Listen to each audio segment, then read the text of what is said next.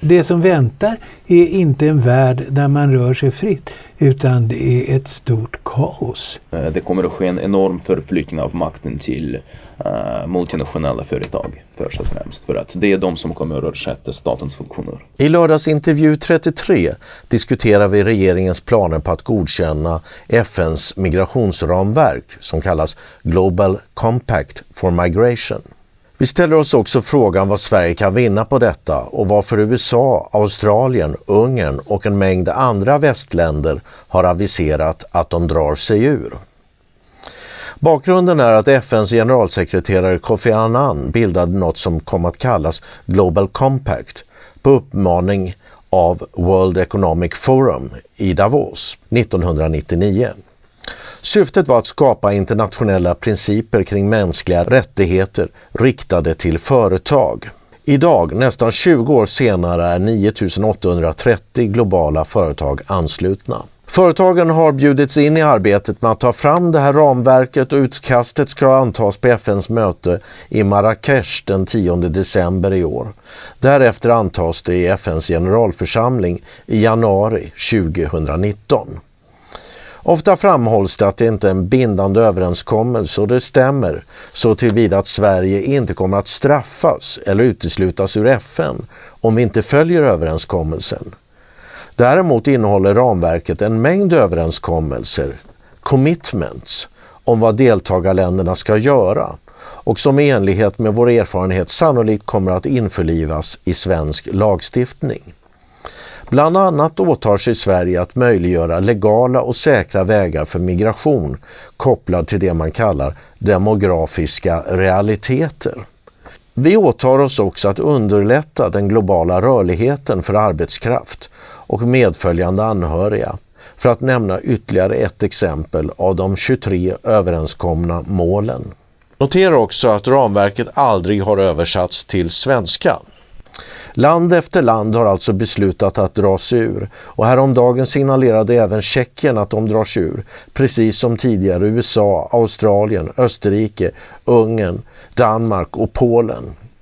I Sverige har inte denna långtgående överenskommelse överhuvudtaget lyfts upp eller diskuterats annat än i alternativa medier. Inget riksdagsparti har aviserat en avvikande åsikt. Regeringen har heller ingen skyldighet att ta upp denna fråga med riksdagen eller informera genom medierna innan undertecknandet av överenskommelsen. Välkommen till lördagsintervju med Sveb TV. Jag heter Mikael Wilgert. Och vi ska tala om FNs migrationsramverk, Global Compact, idag. Och med mig för att göra det här i studion har jag Egor Putilov, journalist och reporter för online-tidningen Samhällsnytt. Välkommen. Tack. Och Carl-Olof Arnsberg som vi har träffat många gånger tidigare här i Sveb TV. Välkommen. Tack. Carl-Olof är professor emeritus i etnologi från Stockholms universitet. Då ska alltså FN klubba igenom det här migrationsramverket den 10 december.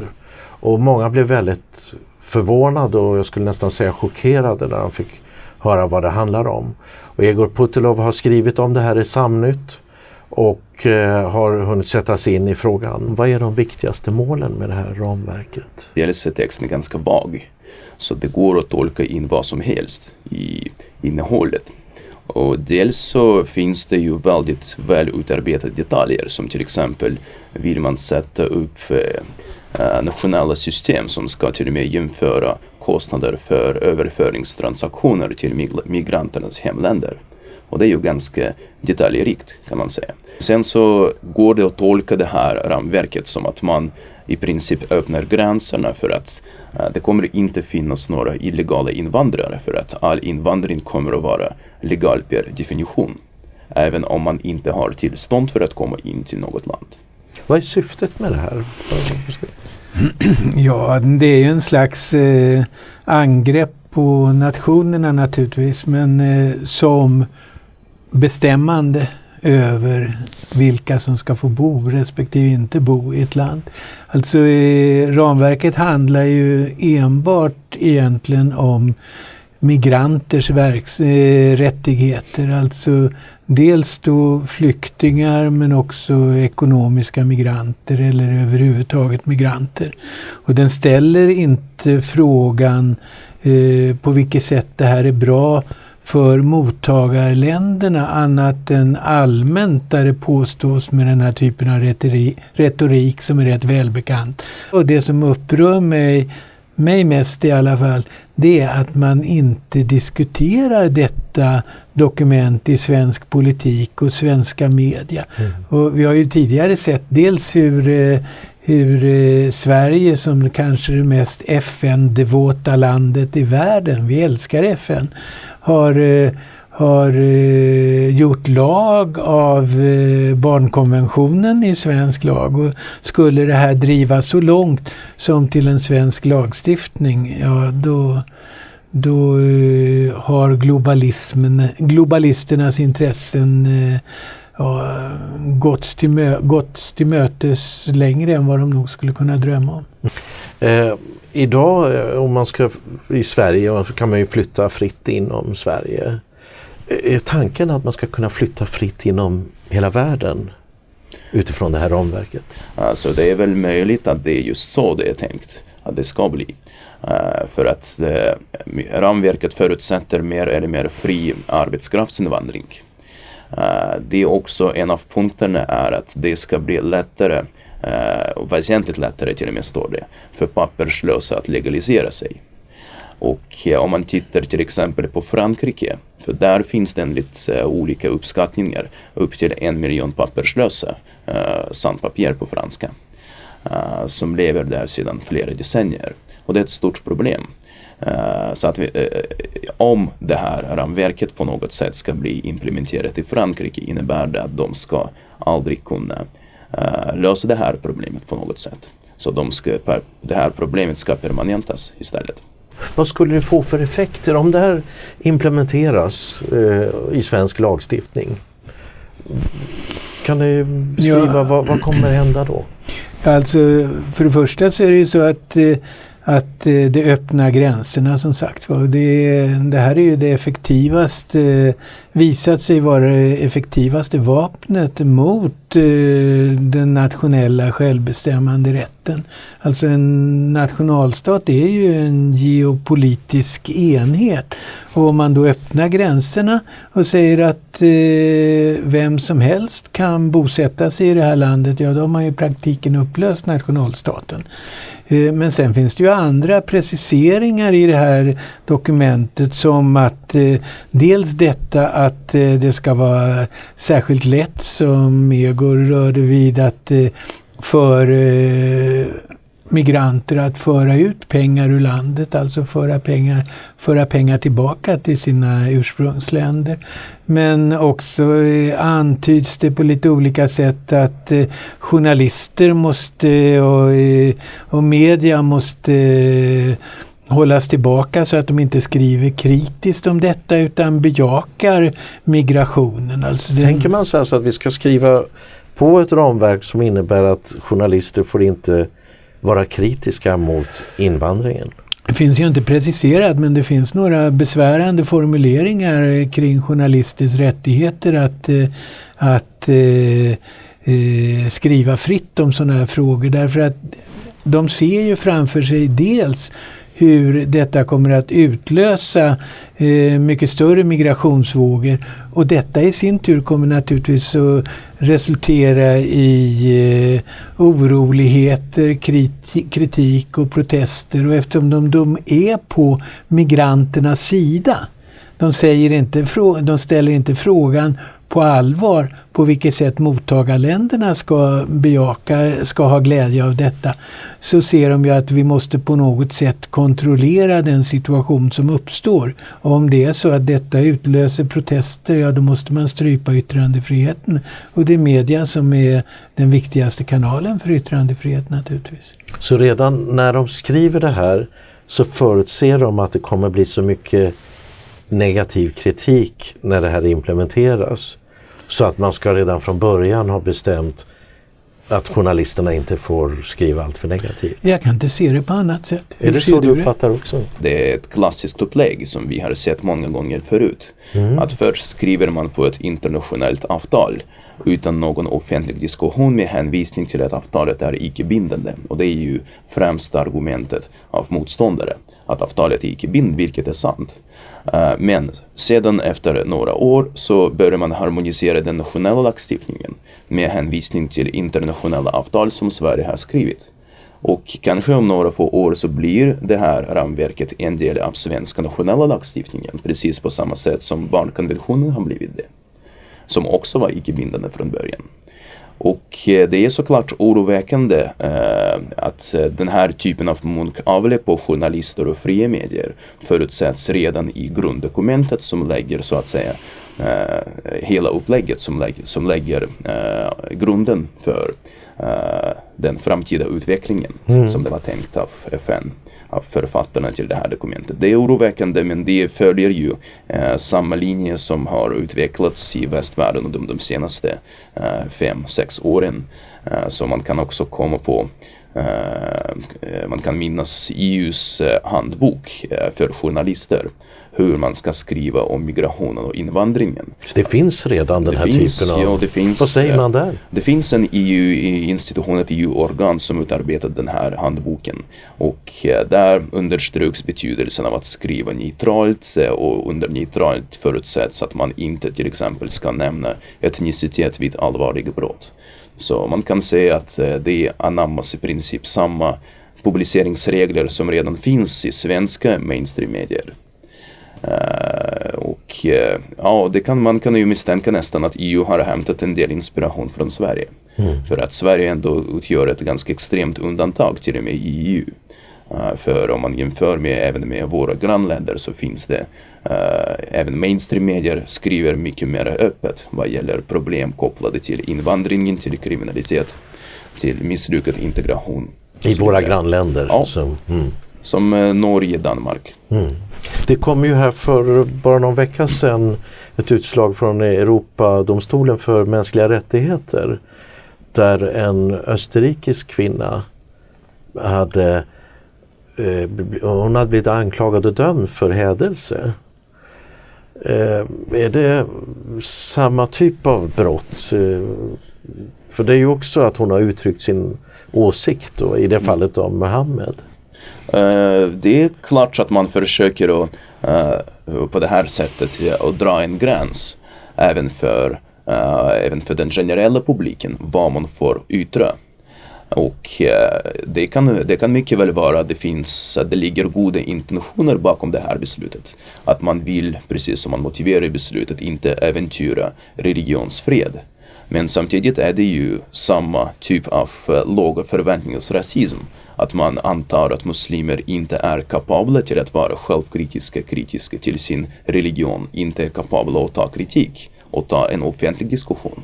Utan all kritik av islam ska strypas i princip i början. Och det berövar ju hela muslimska världen chansen till egen renässans.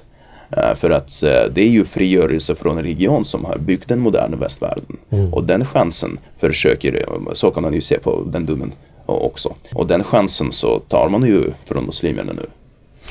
Vad känner ni när ni hör de här sakerna? Du nämner att EU har regler som hur man får skriva om de här frågorna. Vi har den här domen kring hädelse av islam. Och nu så har vi ett FN-dokument där man säger att journalisterna ska inte få kritisera. Vad tänker ni om ni ger det här lite perspektiv? Är det här en kraftig förändring eller är det så som det har varit hela tiden? Alltså man ändrar uppfattning om vad yttrandefrihet är för någonting. Man knyter yttrandefriheten till någon slags, om vi tar Sverige, värdegrund, men allmänt till att yttrandefrihet handlar om att säga icke-kontroversiella saker. När det gäller det här målet i Europadomstolen så hade ju denna kvinna sagt, jag ska inte upprepa vad hon har sagt, men hon har sagt någonting som är ytterst provocerande, även om det inte var felaktigt, om Mohammed. Och där tror jag man helt enkelt är rädd för konsekvenserna om man släpper fritt den här typen av kritik. Därför att vi har ju sett terrorhandlingar tidigare och vad som händer, inte minst dels hur Frankrike drabbas naturligtvis, men också ihop med de danska karikatyrteckningarna och så vidare. Så att man anpassar sig inför det muslimska latenta hot som ligger i luften helt enkelt. Släpper ni det här fritt så händer det saker. Men nu sa du inte vad hon hade sagt. Nej. Är det av det här skälet att du är orolig för att du skulle kunna hamna i en yttrandefrihetsrättegång? Nej, inte jag. Det tror jag inte. Och inte vi om man återupprepade detta. Men det vet jag ju inte. Men det är alltid svårt i de här frågorna att säga var gränserna går. Och gränserna flyttas ju. Jag menar, för mig som etnolog så jag vet vad en folkgrupp är. Och muslimer är ingen folkgrupp. Inte i närheten av att vara en folkgrupp. Det behöver man för övrigt inte vara etnolog för att begripa. Men juridiskt så är tydligen muslimer en folkgrupp. Och om man ska tala om hets mot folkgrupp, då anser jag att man ska säga någonting som ligger hetsande. Alltså att man säger de där, vare sig det gäller muslimer eller andra, de tycker jag att vi allihopa ska anfalla eller någonting sånt. Det är det som är hets, ligger i begreppet hets. Men om man säger kontroversiella saker som har sin grund och kanske helt korrekta i Koranen eller på annat sätt, då är det naturligtvis inte hets mot denna folkgrupp. Och då har vi alltså både hets och folkgrupp är gummiparagrafer som kan ändras efter det politiska läget. Och det ser vi ju redan idag, där för övrigt hets mot folkgrupp är ett åtal som växer väldigt snabbt. I antal i Sverige. Och då i det här fallet med den österrikiska kvinnan, då är det ju dessutom hädelse som är ytterligare en variant på det här temat att tysta kritik. Så då har vi hets mot folkgrupp och vi har hädelseparagrafer, och nu då talar vi dessutom om paragrafer som ska hindra att man uttrycker sig negativt om migrationen. Men du säger att delar av det här finns redan då inom EU. Ja, precis. Så jag håller med om att det här är ett uttryck för etablissemangets skräck inför den växande motståndsrörelsen. För att migrationskrisen 2015 har ju satt igång många politiska krafter och folk som kanske innan dess var ganska latenta och politiskt passiva, som verkligen kunde se på några få månader hur migrationen kan förändra deras vardag, grunderna i samhällsgrunden helt enkelt. Och de har mobiliserat sig för att detta inte ska upprepas, för att den hantering av migrationen som pågår nu ska stoppas och ändras. Så etablissemanget är ju rädd för att förlora makten, och Trump, Brexit och allt det där. Alla fantasiteorier om Rysslands inblandning i allehanda val och så vidare. Det är ju en del av samma narrativ, kan man ju säga. Och yttrandefriheten, istället för att vara etablissemangets allierad, så har eller verktyg snarare, har yttrandefriheten blivit deras fiende. Verktyg för deras opponenter. Och vi lever nog i tider då yttrandefriheten lever ganska farligt. En annan sak som nämns i det här ramverket då, det är att lagarna ska gälla olika för migranter och för infödda. Vad säger ni om det? Hur kan det bli så? Man lyfter upp en specifik grupp, och det är just migranter, utan att specificera vilken typ av migranter detta är.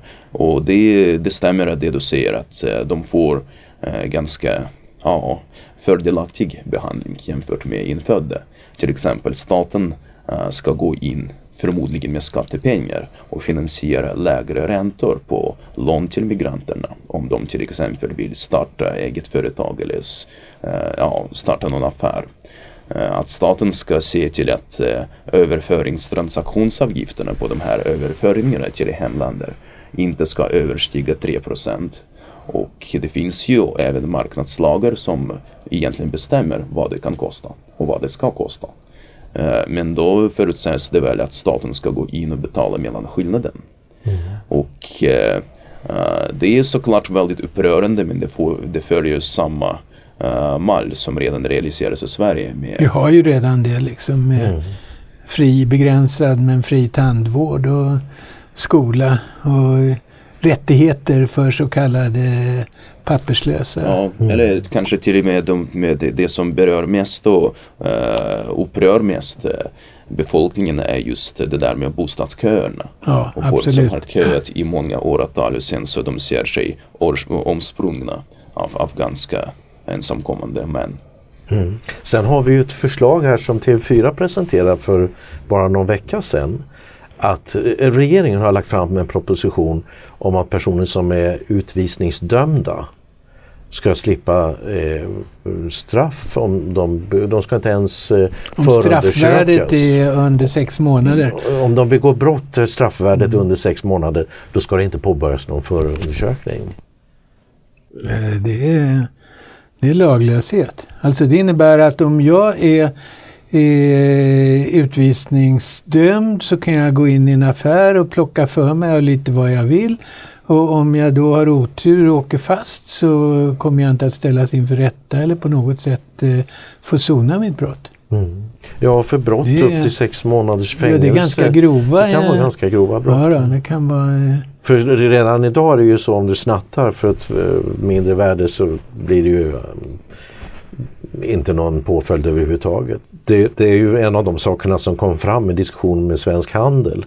För de irriterades ju över att vad det snattade beloppet under, jag minns inte om det var 80 kronor eller så, då brydde sig inte polisen om det överhuvudtaget. Så att där kan man ju säga att då säger vi att det skäl lite mer.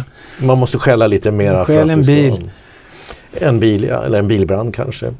Om jag får flika in som före detta asylhandläggare, så egentligen så är ju förslaget riktat till att åtgärda en situation då personer som egentligen skulle utvisas och som redan har en utvisningsdatum till och med, att deras utvisningsverkställighet skjuts upp eller till och med ställs in just på grund av att de har blivit ett föremål för en förundersökning. Och det blir kanske ett icke-brott för, som sagt, snatteri eller stöld, men istället för att bli av med den här personen så stannar den kvar och får något löjligt straff. Och sen blir det aldrig utvisat egentligen. Så det var ju grundtanken. Men precis som du säger så som mycket annat så kommer det att missbrukas och leda kanske till motsatsen. Att båda formerna blir missbruk. Och det blir ju det blir ju lite så att det skickar konstiga, ganska märkliga signaler till personer som kanske har avsikt att begå brott. Att det är strafffritt att begå brott till ett visst. Ja, eller helt enkelt bara överleva i Sverige. Alltså man behöver ju inte vara, om man befinner sig här och är utvisningsdömd och inte har några pengar, hur ska man göra? Men det finns ju också till och med ett bra exempel, det är som de här stödligorna från Georgien som är ganska notoriska och som är välkända av polisen. Och de missbrukar asylsystemet, de kommer till Sverige, ansöker om asyl, de får boende och under tiden deras ansökan behandlas så begår de stölder på ganska industriell skala. Och det är de här bostadsinbrotten, eller? Ja, det är bostadsinbrott, det är villainbrott, det kan vara inbrott i butiker och så vidare. Och det var flera polistillslag mot asylboenden där de här ligorna huserade. Så det var rena hälericentral där. Men det här förslaget kan ses som en direkt uppmaning till just de här ligorna att koncentrera, fokusera sina ansträngningar just på Sverige. För att nu är de lite utspridda över hela Europa, så det är inte bara Sverige som ligger i deras sikte. Men det blir ju rena smörgåsbord för dem. Då kan man säga att en utvisning i det fallet, det blir ju en vinstlott, för då kan man ju begå brott utan att man ens blir häktad. Ja, precis. Men det här är ju intressant. Du, som före detta migrationshandläggare så skulle du säga att det här vore ju praktiskt, för det gör att man kan verkställa utvisningarna. För många hinner begå brott och det gör att de inte blir utvisade för man ska utreda brotten. Ja, som så mycket annat så är det ju beror det väldigt mycket på tillämpning. Och som vi vet så är ju folk på golvet som jobbar med det här dagligen. De blandar in rätt mycket av sina egna politiska sympatier. Och man kan väl gissa på att vissa kommer det tolka och tillämpa det på ett sätt och medan andra kommer att göra det på ett annat sätt. Men nu gick vi vid sidan om migrationsavtalet, för nu kommer vi då tala om det här regeringsförslaget som handlade om att man skulle ge en straffbefrielse egentligen för personer som är utvisningsdömda. Men det som håller ihop det här tycker jag det är 3 olika saker vi har tagit upp nu. Det är att inga av dessa åtgärder egentligen handlar om majoritetsbefolkningarna och demokratiska grunder och sådant, utan det handlar om att på olika sätt skydda minoriteter, migranter och försvaga nationernas möjlighet och då befolkningarnas möjlighet via rättigheterna som tillkommer dem som medborgare i en nation att bevaka sina egna intressen. Alltså det är en slags gemensamt upplösningsmönster i det hela. Alltså nationerna försvagas och rättigheterna som tillkommer medborgarna är just inga andra än de rättigheter som tillkommer vem som helst som tagits in i landet, illegalt eller legalt. Och det är klart att detta blir ju någon slags uppmaning till folk som befinner sig i betydligt fattigare delar av världen att söka sig till det de betraktar som de bästa länderna. Och de vet ju detta genom att informationsflödet är globalt. Alltså alla har telefoner och kan se var lever man bäst någonstans och hur lever man då? Ja, det gör man där och där och där. Vi försöker ta oss dit. Och då har dessa länder som exempelvis Sverige nästan inga försvarssystem och har heller inte med sig överstatliga organisationer som EU och FN i detta.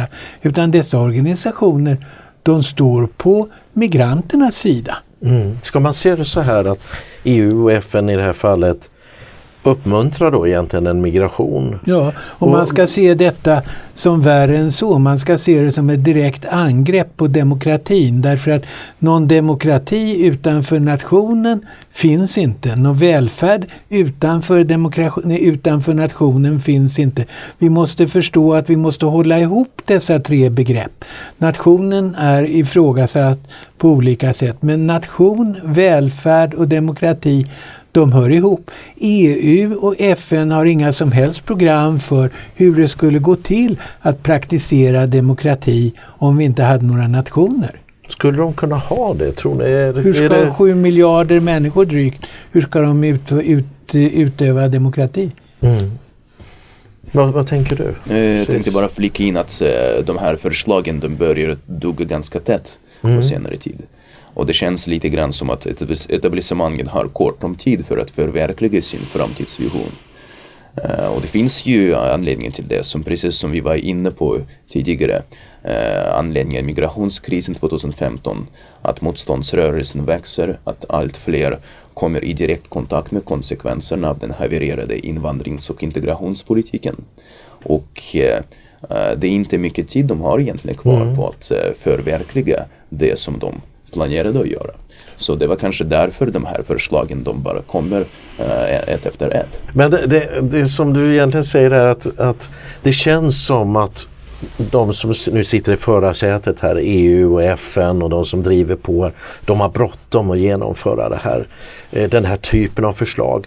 Därför att motståndet växer. Men där skulle jag vilja foga in någonting, därför att ett ganska nytt begrepp som emellanåt förs fram är deep state, alltså den djupa staten, och det är väl egentligen så att det handlar om Amerika.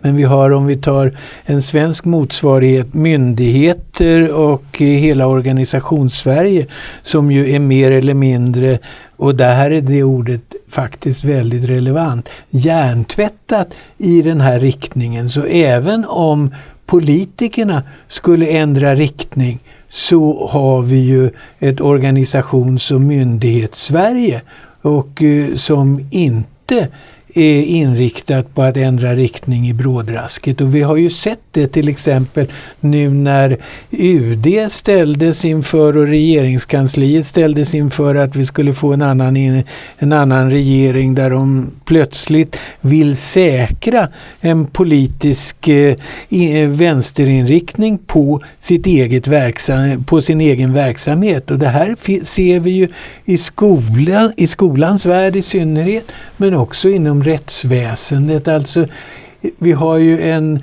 välfärdsindustri som är uppbyggd kring massinvandring, och den tänker naturligtvis inte släppa taget även om motståndet växer så att politikerna börjar bli lite skraja. Kan vi verkligen genomföra detta? Det finns ett bra exempel på det. SVT:s barnprogram som vi har skrivit om i somras, som har lanserat en modifierad definition av yttrandefriheten. Att man får inte kränka någon. Och det är ju inte alls vad yttrandefriheten är, men det är hur yttrandefriheten presenteras för barn. Ja, det kanske, jag menar det du beskriver här, det vi har pratat om, hets mot folkgruppslagarna, hädelselagen här och det beslutet, och nu då att man ska inte få kritisera massmigrationen. Precis. Det är ju egentligen ett uttryck för det. Så de kanske har mera rätt än vad vi tror. Så de nya generationerna, de uppfostras i en ny anda så att säga. Just i förhoppningen på att de äldre eller medelålders människor som fortfarande kommer ihåg vad demokratin är, vad yttrandefriheten egentligen är, hur nationalstaten fungerade, vad välfärden är, hur tryggt Sverige har varit. Att de så småningom dör ut och ersätts med nya generationer som egentligen är uppfostrade i den här andan från början, som inte ser det med samma kritiska ögon. Vad är din bild? De som är lite yngre idag, känner de sig tillfreds med det som händer och är inte särskilt oroliga, eller? Av mina kontakter med dem så de tar det som givet, alltså för givet den situationen, den uttryckheten som finns. För att de vet ju ingen så att säga bättre värld. De vet inte hur skör demokratin är. För att man förväntar sig att man blir serverat numera allting i det här samhället och att staten ska förse en med allt som man begär. Och det finns inte så många personliga erfarenheter av förtryck så länge man uttrycker sig på ett korrekt sätt. På ett sätt som är godkänt av myndigheterna och staten. Ja, eller inte uttrycker sig alls. Alltså att man ägnar sig åt helt andra saker. Man släpper det här med politiken därför att det sköter proffsen om. Om vi hade haft det här ramverket och det hade varit implementerat, och vi säger att vi skulle ha en situation som vi hade 2015 med 10 000 migranter i veckan. Skulle vi kunna stoppa det då? Vi kunde inte stoppa det då. För övrigt så stod det personer med Refugees Welcome och tog emot dem. Alltså man ska inte glömma att jag hoppas att det inte är så, men formellt är det ju så att 82% av Sveriges befolkning är med på det här tåget.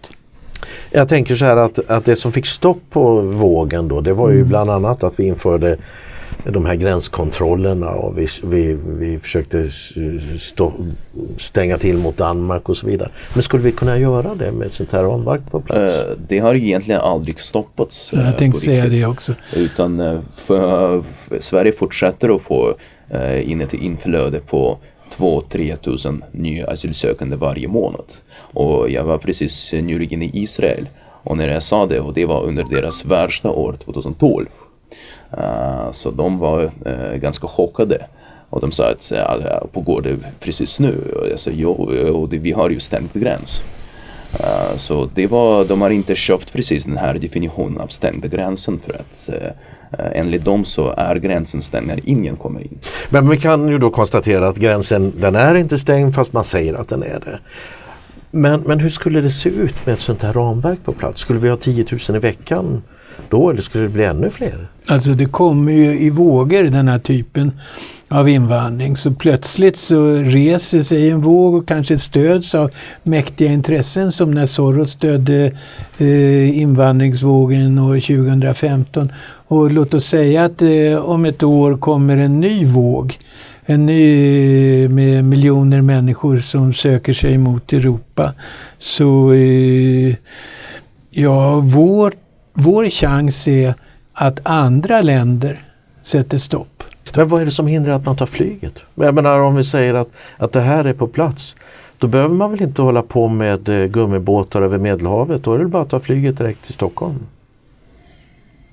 Eller vad säger ni? Ja, det finns ju många så att säga konkreta, för det blir för konkret för att det här ramverket är för vagt för att diskutera hur konkret det skulle kunna gå till. Men skulle det kunna vara så? Det finns ett transportörsansvar som tvingar flygbolag att kontrollera ID-handlingar och inresetillstånd från deras passagerare. Sen så hur det kommer att bli om det här ramverket implementeras och på vilket sätt det kan implementeras, det kan man ju inte säga i nuläget. Men det är en intressant fråga, för att precis som du säger, det är flygbolagen har ålagts att ta hand om det här, så de släpper inte ombord folk som inte har godkända handlingar för att komma in i Sverige exempelvis. Men om nu detta blir lag, har svenska politiker rätt att man kan leka med tanken att lägga ett transportörsansvar på flygbolagen, eller försvinner det då? Nej, den här möjligheten har ni inte, utan... Det är också intressant att mitt under migrationskrisen 2015 började Annie Lööf och Centerpartiet problematisera transportörsansvaret, för att dåvarande stjärna Hans Rosling beskrev att det är egentligen väldigt enkelt att folk dör på Medelhavet, eftersom det finns ett transportörsansvar som behöver helt sonika tas bort, så att alla skulle kunna köpa en flygbiljett och resa till Sverige till exempel. Och rent så att säga bokstavligen har han rätt. Men det finns ju anledningen till varför transportörsansvaret är där, precis som du var inne på.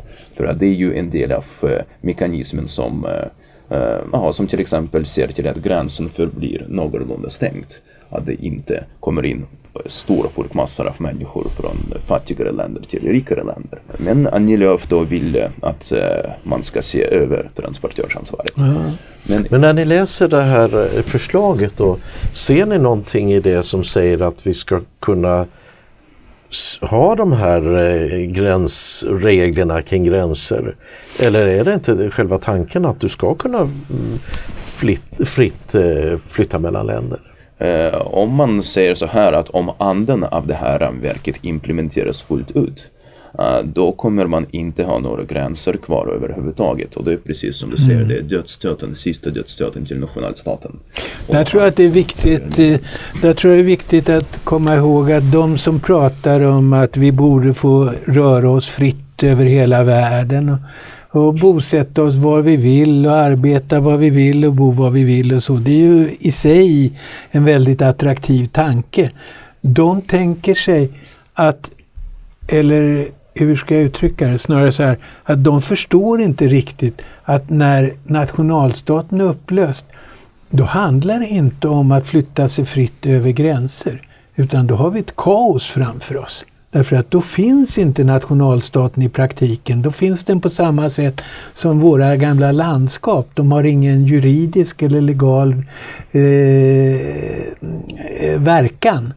Och då finns heller inte tilliten mellan människor så att de är beredda att betala skatt. Varför ska man betala skatt när folk kan flytta hur som helst och komma och ta det som skatten ska täcka av välfärd eller infrastruktur eller vad man vill. Det som väntar är inte en värld där man rör sig fritt, utan det är ett stort kaos. Och det blir också, det kommer att ske en enorm förflyttning av makten till multinationella företag först och främst, för att det är de som kommer att ersätta statens funktioner. Vad gäller säkerhet, vad gäller sjukvård, vad gäller äldrevård, vad gäller i princip allt som nationalstaten står för i nuläget. Innan vi går vidare vill vi påminna om att SvebTV är en partipolitiskt obunden kanal. Vi är endast beroende av våra tittare för ekonomiskt stöd. Notera att vårt nya Swish-nummer är 123 535 8692. Är det som är din eller eran bild av ett framtida globalt samhälle, om vi säger så, där gränserna upphör att ha någon större betydelse, då är det globala företag som istället får ta över ansvaret för det som idag nationalstaterna har. Men de kommer inte att ha något intresse av de människor som de inte själva kan dra fördel av. Då hamnar vi i 2080-samhället, alltså att 20% av befolkningen är relevant för dessa stora företag. De kan bo i gated communities, de kan köpa sig försäkringar. För dem bygger vi en värld. För resterande 80% som ligger utanför detta finns inte detta. Utan det är en laglös värld där det är alltså jag har sett en liten glimt av detta när jag för ganska många år sedan intervjuade företagsledare i Manila i gated communities. De bodde i såna här exklusiva samhällen i tjusiga villor med simpölar och allt sådant.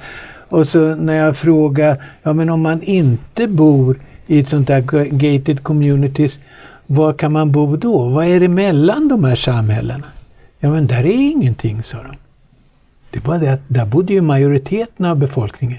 Det var ingenting för dem. Och det kommer inte att vara för för de 20% som tillhör den riktiga världen. För de kommer resterande 80% inte att vara någonting annat än möjligen i form av ett hot. Alltså det här är tankar som vi måste röra vid, därför att de flesta föreställer sig att det blir en friare, lyckligare värld. De flesta också i Sverige idag, de ser det som okej, vårt samhälle kommer att fortsätta likadant. Det gör inte alls. Att vi skulle kunna behålla vår typ av välfärd och demokrati om vi inte kan avgränsa landet och vår egen nation. Men det är väl det som det är helt omöjligt. Ja. Och det är precis som du säger, alltså det är en annan aspekt att det här innebär döden för demokratin, mer eller mindre. För att vi kan fortfarande åtminstone teoretiskt välja bort Stefan Löfven, men vi kan inte välja bort Mark Zuckerberg. Vi kan inte välja bort de här CEO på stora företag. Och det är ju de som kommer att påverka och i princip definiera våra liv i en sådan värld. Är det de som ligger bakom det här, tror du? Jag vill inte spekulera om vem som ligger bakom och om det finns någon sådan agenda överhuvudtaget, för att nu pratar vi så att säga spekulerar ganska vilt. Men sen så gränserna kommer inte upphöra heller, precis som du säger, kommer de flyttas till städerna, till områden, till vissa gated communities, Djursholm, den där ut kan man väl tänka att kommer att ha någon slags gräns. En fråga här, när ni studerar det här ramverket så handlar det ju mycket, vi har talat om migranternas rättigheter. De ska ha vissa saker säkrade förmåner, och vi har pratat här tidigare om att man har delvis olika lagar beroende på om man är svensk i det fallet eller migrant. Ser ni någon fördel för svenskarna i ett sånt här avtal? Det är nog svårt att se om det finns några fördelar för svenskarna, för att som sagt, det här ramverket är ju riktat mot nationella stater och mot ursprungsbefolkningar i dessa stater. Och det är ett fientligt avtal. Det är ingen slump att till exempel Ungern har dragit sig ur det här ramverket. Och deras utrikesminister har sagt att det här ramverket utgör ett hot mot deras nationella säkerhet. Alltså, och även USA har dragit sig ur. Ja, precis. Även USA. Och varför skulle man göra Australien, det? Australien, Polen är på väg ut. Ja, Danmark, Folkepartiet har tagit ställning på. Så de har haft en diskussion i Danmark och kanske i de här länderna. Precis. Men här i Sverige har väl ingen som inte har läst Samhällsnytt och andra liknande publikationer vet väl inte om att det här... Nej. Det vet man. Så jag menar, den 10 december då ska det här klubbas, och då så ska Sverige godkänna det här avtalet. Vi har inte ens en regering, och ändå ska man skriva under ett avtal som visserligen inte är bindande, men som till sin karaktär är en gentemot självständiga nationer direkt fientlig handling. Precis, ja. Och varför skulle man skriva på en sådan helt meningslös handling? Det är ju en väldigt relevant fråga. om man säger så här, det är inte bindande, det har ingen betydelse, vi behöver inte vara oroliga. Varför ska man då behöva en namnteckning? Men sen så det är också lite knepigt det där med ordet bindande, för att i avtalet så uttrycks ju ganska öppet att parterna strävar efter att göra någonting. Exakt. Så det är till viss grad så är det här ramverket ändå bindande, för att det förbinder ju länderna att sträva efter. Och det här är väl någonting som vi har varit med om tidigare, höll jag på att säga. Ja, jag tror att många tänker på hur vi har definierat oss som en mångkulturell nation. Och det hade väl kanske inte så stor innebörd initialt. Men nej, man var väldigt överens, alla politiska partier, men det var ju ingenting som var föremål för någon större diskussion så att folk kunde ta ställning, och minst av allt i något allmänt val. Men då, det som händer då, att FN beslutar detta, vi skriver på det, för enligt de kontakter du har haft så ja, det är färdigklubbat. Så är det klubbat. Precis, Sverige kommer att skriva under det här. Och det är då regeringen som fattar det här beslutet, för det har väl inte varit någon riksdagsfråga? Va? Ja, det är regeringen. Så regeringen går in i det här, beslutar om det trots att vi egentligen inte har någon ny regering, och det är då de första stegen enligt den riktning som man har stakat ut här då. Mm. Och vi saknar någon debatt egentligen om det. Ja, det finns väl det är heller inte så, tror jag, att Sverigedemokraterna har särskilt engagerat sig i den här frågan, vad jag har sett. Nej. Har det varit något parti som ni känner till som har protesterat? Nej. Nej. Men i andra länder så har det alltså varit en diskussion ändå, och några av dem... I varje fall har ju politikerna tagit ställning. Hur pass bred diskussionen har varit, det vet inte jag åtminstone. Men jag menar, första frågan är ju, det här är ju politik, så första frågan måste ju vara det egna landets politiker, att de förhåller sig till det och diskuterar just utifrån den här frågan, på vilket sätt kan det här gagna vårt land och våra medborgare. Men den diskussionen för man alltså inte. Nej. Och då kan man säga att jag skulle vilja spetsa till det och säga att den politiska passiviteten och även medias tystnad är gentemot Sveriges medborgare en direkt fientlig handling. Om vi nu tar den bilden som man målar upp här, en värld utan gränser, fri rörlighet, man flyttar från fattiga länder till rika länder och så. Är inte det här en naturlig utveckling för världen? Jag skulle kunna ta min utgångspunkt i vad för slags djur är människan. Vi är inte individer som ska leva utan gemenskaper på ett klot på det sättet, utan vi är ju sociala djur som är byggda för att leva i gemenskaper, i avgränsade gemenskaper. Och det ligger i vår natur, i våra gener, att göra revirmarkeringar och säga okej, det här är våran grupps område. Och det där kan man utsträcka så att vi har till exempel att vi känner oss som medlemmar av en så stor grupp som en nation. Men om du tar ifrån oss den här känslan av att vi tillhör en gemenskap som vi befinner oss i och bara förvisar oss till att vara individer, en av drygt 7 miljarder människor som inte har någon gräns mot varandra. Ja, vi är inte byggda för att leva i en sån existens helt enkelt. Så fungerar inte vi människor. Ja, jag vet inte, det är inte möjligt helt enkelt. Ja. Men det du säger är egentligen... Utan det uppstår nu, det kommer aldrig uppstå, utan detta kan vara en drift att lösa upp nationella gemenskaper på grund av maktintressen, men det uppstår ju nya gemenskaper underifrån, plus att dessa globala intressen lierar sig ju naturligtvis mot varandra, med varandra.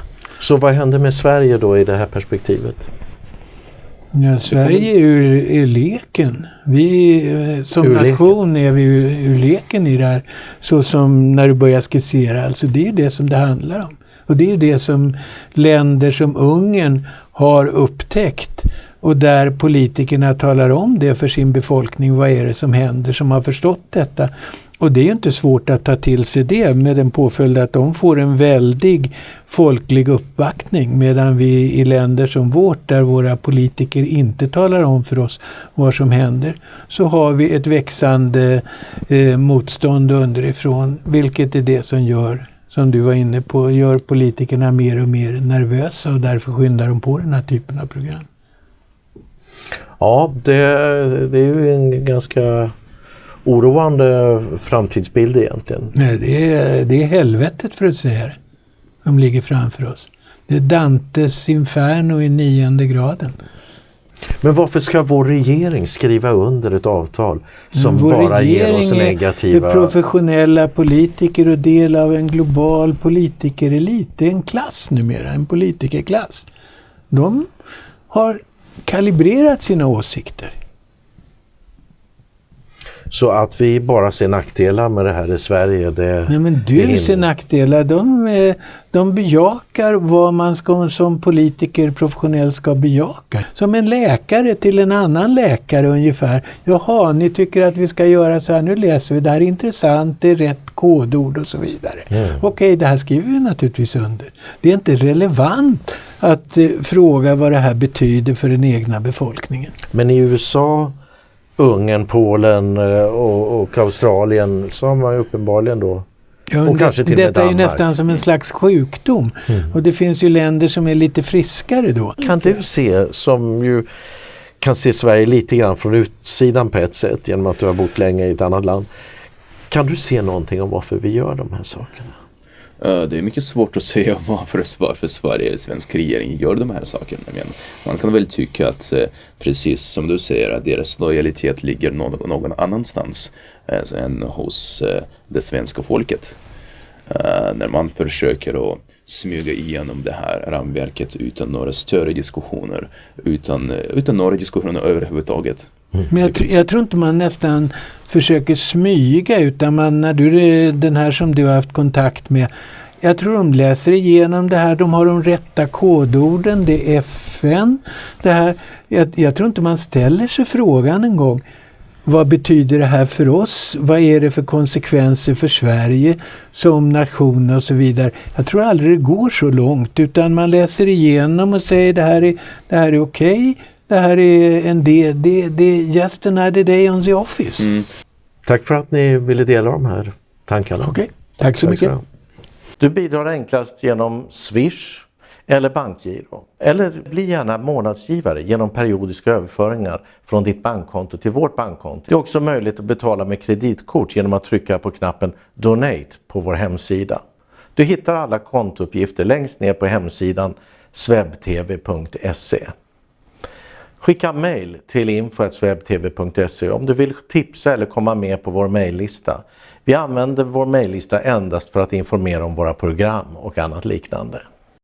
Prenumerera också på vår kanal på YouTube. Kontrollera att den här lilla klockan har symbolen av att den skälver så att du får alla aviseringar.